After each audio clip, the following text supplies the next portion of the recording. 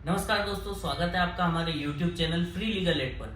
आज के इस वीडियो में हम बात करेंगे उन गलतियों के बारे में जो अक्सर लोन डिफॉल्टर्स करते हैं, जिससे उनको काफी नुकसान होता है। वीडियो में आगे बढ़ने से पहले आपसे रिक्वेस्ट है कि अगर आपने अभी तक हमारा चैनल सब्सक्राइब नहीं किया तो जल्दी से कर लें।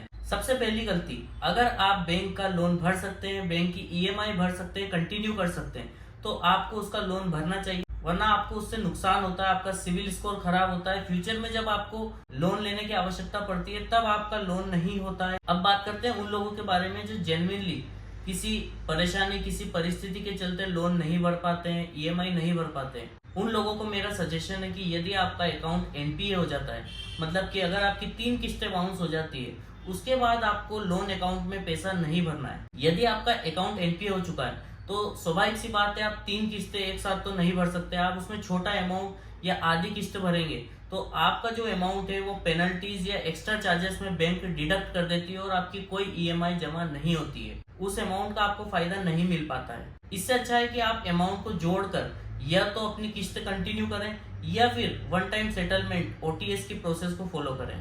दूसरी गलती है कि बैंक के फोन कॉल्स, मैसेजेस या मेल्स को इग्नोर नहीं करना है। कई बार ऐसा होता है कि बैंक आपको सेटलमेंट की, रीस्ट्रक्चर ऑफ लोन या रीपेमेंट ऑफ लोन की सुविधा के लिए कॉल करती है, जिससे आपको फायदा मिल सकता है, लेकिन आप उनके कॉल्स को नहीं उठाते हैं और आपका नुकसान हो जाता है। या फिर अगर सिक्योर्ड लोन है आपका, तो बैंक आपको अवेयर करती है कि अगर अब भी आप पैसा नहीं भरेंगे तो आपकी प्रॉपर्टी को ऑक्शन यानी कि नीलामी में बेच सकते हैं, और आप उन नोटिस को इग्नोर करेंगे, उन मेल्स को इग्नोर करेंगे तो आपकी प्रॉपर्टी नीलाम हो सकती है। इससे अच्छा है अगर आपको कोई नोटिस आते हैं, मेल्स आते हैं या फिर फोन कॉल्स आते हैं तो आप उनसे बात करें या फिर किसी विधिक सलाहकार से एडवाइस लेकर आप उनको जवाब दे सकते हैं। तीसरी और सबसे बड़ी गलती होती है जो लोन डिफॉल्टर्स अक्सर करते हैं, वो है इस लोन को भरने के लिए दूसरा लोन लेना।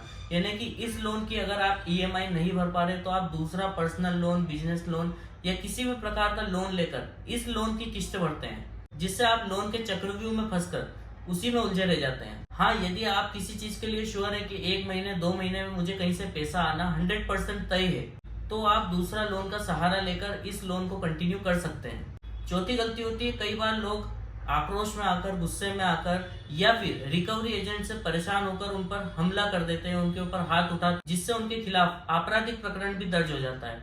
लोन डिफॉल्ट एक तरह का सिविल प्रकरण है जिसमें आपको जेल भेजने की गुंजाइश नहीं होती है, लेकिन अगर आप रिकवरी एजेंट के साथ मारपीट करेंगे, हाथापाई करेंगे, तो आपके खिलाफ आपराधिक प्रकरण भी दर्ज हो जाएगा और जिससे आपको जेल भी जाना पड़ सकता है। तो धैर्य रखें, और अगर रिकवरी एजेंट आपको ज्यादा परेशान कर सकते हैं तो आप उनकी कंप्लेंट पुलिस स्टेशन में कर सकते हैं, पर उनके साथ मारपीट नहीं करना है। सबसे लास्ट और सबसे खतरनाक गलती जो आजकल कुछ लोन डिफॉल्टर्स अपनाते हैं वो है सुसाइड यानी कि आत्महत्या।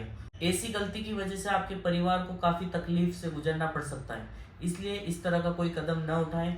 यदि इसके अलावा आपका अगर कोई सवाल है तो आप कमेंट बॉक्स में पूछ सकते हैं, हम जल्द से जल्द उसका जवाब देने का प्रयास करेंगे। और अगर आपने अभी तक हमारा चैनल सब्सक्राइब नहीं किया है तो जल्दी से कर लें। Thank you.